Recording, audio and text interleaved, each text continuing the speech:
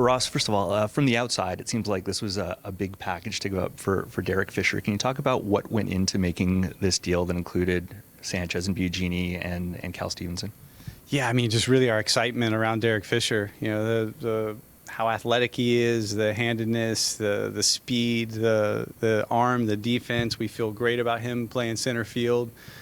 Center field was an area that we felt complemented this group well, and we're excited about the progress of Teoscar Hernandez as well. But you just can't possibly have enough depth, and the control of Derek Fisher now, relative to the control of Aaron Sanchez, was really the biggest difference.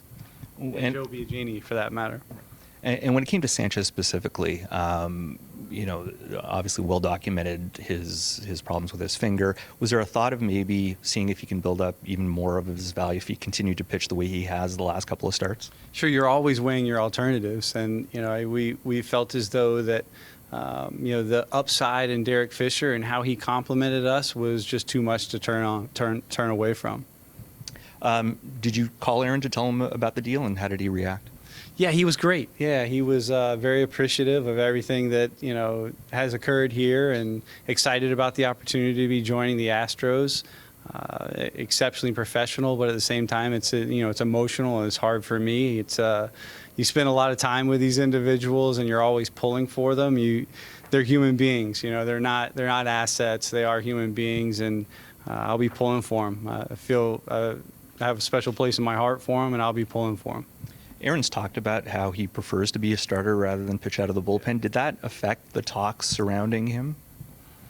I mean, you'd have to ask the other teams. I mean, I think from our standpoint, it was just gauging what opportunities we had, and again, for us, it just came down to an opportunity to acquire an everyday center fielder, a potential everyday center fielder that we feel matches up from a control standpoint well with this core, and couldn't feel better about this core. Watching Bo Bichette today and the emergence of Dan Jansen in the last month, how well some of our young pitching has performed, adding the acquisitions that have occurred over the last week, and guys continuing to get better. The things are really coming together. It feels very good.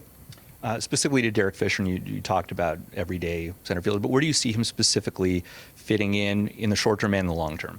Yeah, we'll see. I mean, we'll see. It really, time will tell. But having those opportunities and having the opportunity to play them, we'll have to divvy up that playing time systematically. And fortunately, they're so young and so controllable. We'll have AAA as well to have guys continuing to develop. And that's when you're becoming a championship organization, when you have those hard decisions to make. It's not as simple as just penciling in, okay, we have this asset for left field for the next 7 years. You have to have depth, and when you have opportunities to acquire, a talent like Derek Fisher, we feel it's important to jump on it.